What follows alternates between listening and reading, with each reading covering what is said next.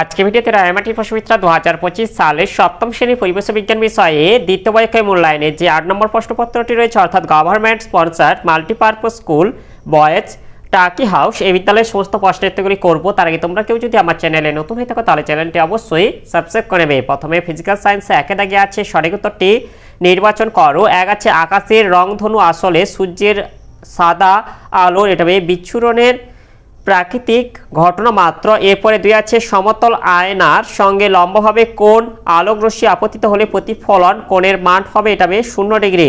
এরপরে 3 প্রদত্ত কোণটি অচুম্বক পদার্থ এটা ক্রোমিয়াম। এরপর 4 চুম্বককে আকর্ষণের পূর্বে যে ঘটনাটি ঘটে সেটি হলো এটা আবেশ। এরপর 5 একটি নির্জল কোষের বিভব প্রভেদ 1.5 ভোল্ট হলে 9 ভোল্ট এর একটি ব্যাটারি তৈরি করতে কয়টি নির্জল কোষ লাগবে? এটা 6টি।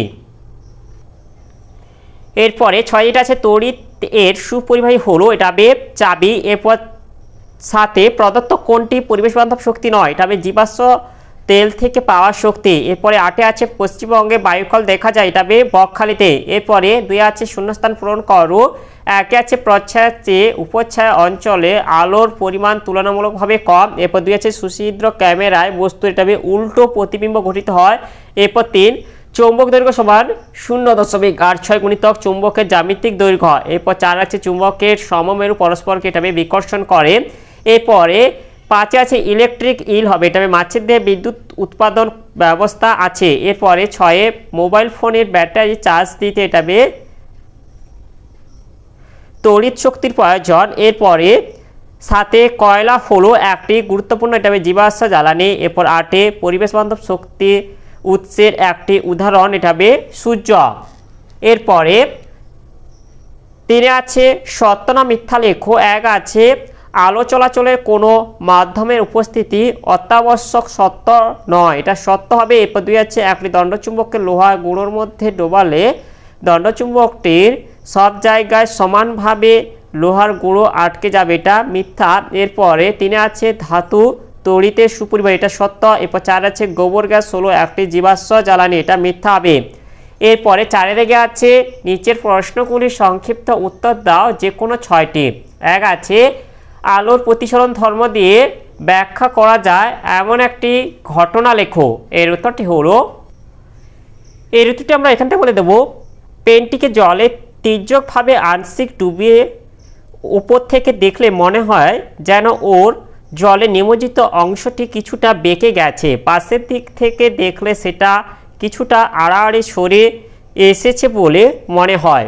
গ্লাসে জল ঢালার পর গ্লাসে ভিতর 2টি মাধ্যম থাকে যার একটি জল ও অন্যটি বায়ু। পেনটির ক্ষেত্রে জলের তলায় অংশ থেকে আগত আলোকরশ্মিগুচ্ছ যখনই জল থেকে বায়ুতে প্রবেশ করে তখন জল ও বায়ু বিভেদ তল থেকে প্রতিষ্ঠিত হয়ে অবিলম্ব থেকে দূরে সরে যায়। চোখ এই বাঁকা পথ অনুসরণ করতে না পারায় দর্শক পেনটির প্রকৃত অবস্থানের কিছুটা ওপরে পেনটির জলে নিমজ্জিত থাকা অংশের প্রতিবিম্ব দেখতে পায় মাত্র।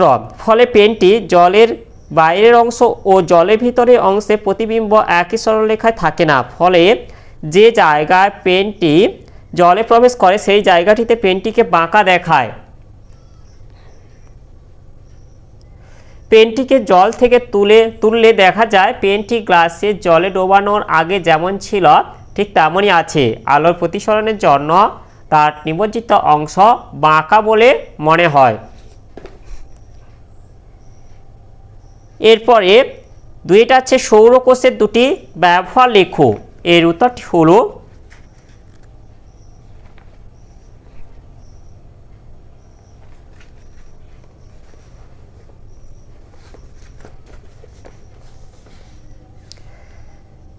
সাধারণত অল্প পরিমাণ বিদ্যুৎ সরবরাহের প্রয়োজনে সৌরকোষ ও চাহিদা বেশি হলে সোলার প্যানেল ব্যবহৃত হয়।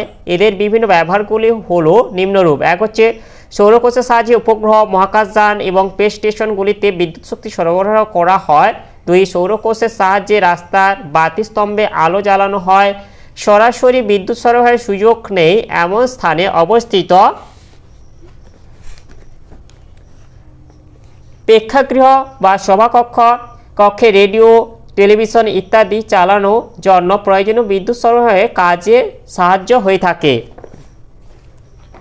এরপরে 3 আছে 3টি বাল্ব, 3টি নির্জোর কোষ এবং একটি সুইচ দিয়ে তৈরি একটি মুক্ত বর্তনীর চিত্র কীরূপ হবে। এই যে পাশে চিত্রটা এঁকে রেখে দেওয়া আছে, এটা তোমরা এঁকে দেবে। এরপর 4টা আছে একটি বস্তুকে আয়নার দিকে 5 মিটার এগিয়ে আনলে বস্তুর প্রতিবিম্বের মধ্যকার দূরত্ব কত মিটার কমে যায়, এটা হবে 5 মিটার হবে। এরপরে 5 আছে বায়োগ্যাসের মুখ্য উপাদানটি কোন গ্যাস, এটা হবে মিথেন গ্যাস। এরপরে 6টা আছে এলইডি এর পুরো কথাটি কি, এটা হবে লাইট এমিটিং ডায়োড। এরপরে 7 আছে ইলেকট্রিক পাল্পে ফিলামেন্ট কোন ধাতুতে তৈরি হয়, এটা হবে টাংস্টেন ধাতু। এরপরে 5টাকে আছে নিচের প্রশ্নগুলির উত্তর দাও যে কোনো 3টি। 1 আছে প্রাকৃতিক চুম্বক ও কৃত্রিম চুম্বকের মধ্যে পার্থক্য লেখো। এর উত্তরটি হলো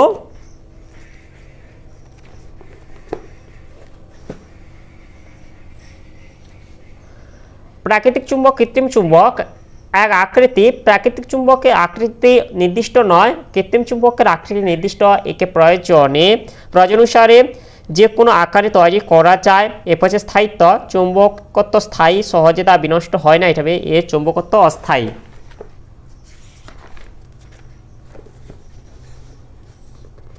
এরপর আছে চৌম্বক ধর্মের পরিবর্তন। চৌম্বক ধর্মের পরিবর্তন অর্থাৎ আকর্ষণী ক্ষমতা বাড়ানো বা কমানো সম্ভব নয়, আকর্ষণী ক্ষমতা নির্দিষ্ট সীমার মধ্যে বাড়ানো বা কমানো যায়। এরপর আছে বৈশিষ্ট্য, এর দিকদর্শী ধর্ম খুব স্পষ্ট নয়, এর দিকদর্শী ধর্ম অত্যন্ত স্পষ্ট।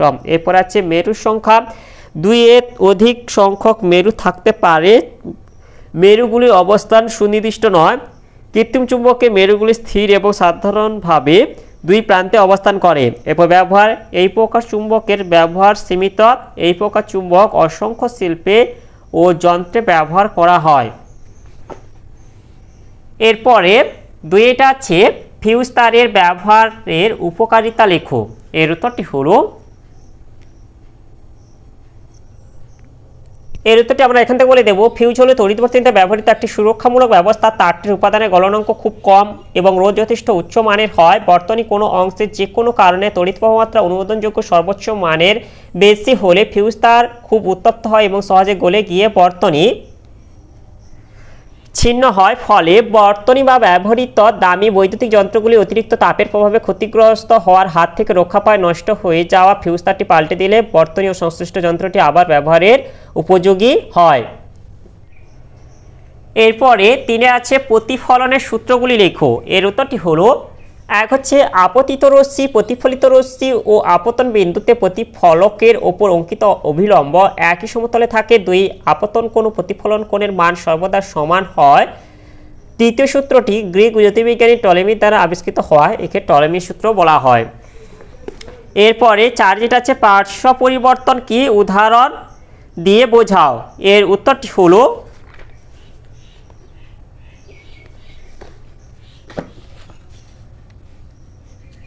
সমতল দর্পণে গঠিত কোনো বস্তুর পুরো প্রতিবিম্বটি বস্তুর সাপেক্ষে পাশাপাশি উল্টে যাওয়ার ঘটনাকে পার্শ্বীয় পরিবর্তন বলে। যেমন আয়নার সামনে দাঁড়ালে বাম হাতটিকে ডান হাত ও ডান হাতটিকে বাম হাত বলে মনে হয়, পি কে কিউ আর কে উল্টো আর এর মতো দেখায়। এরপরে 6 থেকে আছে নিচের প্রশ্নগুলির উত্তর দাও যে কোনো একটি। 1 আছে তড়িৎ চুম্বকের শক্তি কি কি উপায়ে বাড়ানো যায়। এর উত্তরটি হলো,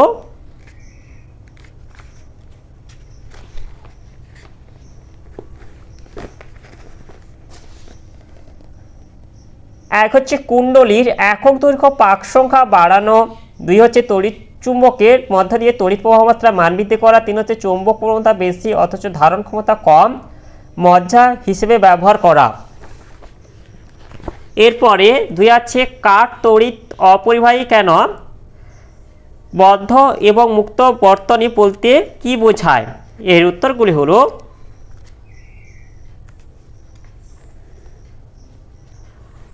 প্রথমে এটা হচ্ছে কাঠ তড়িৎ অপরিবাহী কেন, কারণ হচ্ছে কাঠের মধ্যে দিয়ে তড়িৎ প্রবাহিত হয় না, এই জন্য কাঠকে তড়িৎ অপরিবাহী বলে। এরপরে এটা আছে মুক্ত বর্তনী এবং বদ্ধ বর্তনী। তড়িৎ বর্তনীর কোনো অংশ ছেদযুক্ত বা বিচ্ছিন্ন থাকলে সেই বর্তনীকে মুক্ত বর্তনী বলা হয়।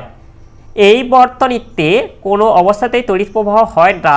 এরপর হচ্ছে বদ্ধ বর্তনী। বর্তনী সর্বত্র ছেদহীন বা বাধামুক্ত হলে সেই বর্তনীকে বদ্ধ বা সংহত বর্তনী বলা হয়। বর্তনী বদ্ধ অবস্থায় থাকলে তবেই তার মধ্যে দিয়ে তড়িৎ প্রবাহ সম্ভব। এরপরে লাইফ সায়েন্সে আছে একে দাগে সঠিক উত্তরটি নির্বাচন করো। এক আছে কাণ্ডের যে জায়গা থেকে শাখা বা পাতা বের হয় সেই জায়গাটি হলো, এটা আমি পর্ব। এরপর দুই আছে উদ্ভিদকে মাটির সঙ্গে শক্ত করে আটকে রাখে, মূলত এটা স্থায়ী অঞ্চল। এরপর হচ্ছে দুইয়ে শূন্যস্থান পূরণ করো। এক আছে এঁচোড় হলো, এটা যৌগিক ফলের একটি উদাহরণ। এরপর দুই আছে আমের, এটা মধ্যতক অংশ আমরা খেয়ে থাকি। এরপর তিনে দাগে আছে সত্য না মিথ্যা লেখো। এক আছে উদ্ভিদের কাণ্ডে স্থায়ী অঞ্চল দেখতে পাওয়া যায়, এটা মিথ্যা হবে। এবং দুই আছে অঙ্কুরোদ্গমের সময় ডিম্বকরন্ধ্রের মধ্য দিয়ে ভ্রূণমূল বেরিয়ে আসে, এটা সত্য হবে।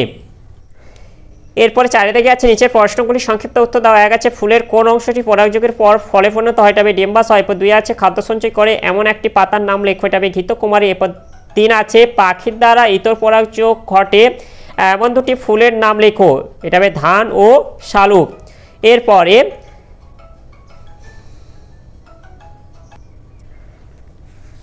এরপরে পাঁচে দেখা যাচ্ছে নিচের প্রশ্নগুলির উত্তর দাও। এক আছে স্বপরাগযোগ ও ইতর পরাগযোগের পার্থক্য লেখো। এর উত্তরটি হলো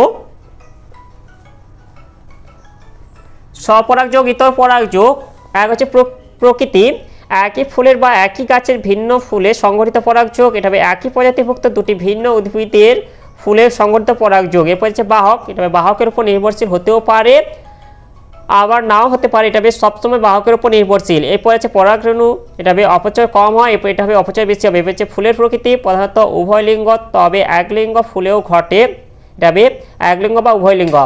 এরপর এটা হচ্ছে গুরুত্ব, কোনো নতুন বৈশিষ্ট্য তৈরি হয় না, নতুন বৈশিষ্ট্য সৃষ্টি হওয়ার সম্ভাবনা থাকে। এরপরে দুই দিকে আছে আমাদের দেহে জল এবং অক্সিজেন কি কাজ করে। এর উত্তরটি হলো এই যে আমাদের দেহে জল কি কাজ করে। আমাদের দেহে জল এক হচ্ছে রক্তে ও দেহ তরলে নির্দিষ্ট ঘনত্ব বজায় রাখে, ফলে আমাদের দেহে খাদ্য, অক্সিজেন, কার্বন ডাইঅক্সাইড, রেচন পদার্থ, হরমোন প্রভৃতি পদার্থের পরিবহন স্বাভাবিক ঘটে। দুই কোষে বিভিন্ন বিপাকীয় কাজ সঠিকভাবে সংঘটিত হতে সাহায্য করে। এরপর যেটা হচ্ছে অক্সিজেন, অক্সিজেনটা আমি বলে দিচ্ছি, তোমরা এটা খাতায় লিখে নাও। এক লিখবে যে আমাদের শরীরে প্রতিটি কোষে তাদের নিজস্ব শক্তি তৈরির জন্য অক্সিজেন ব্যবহার করে।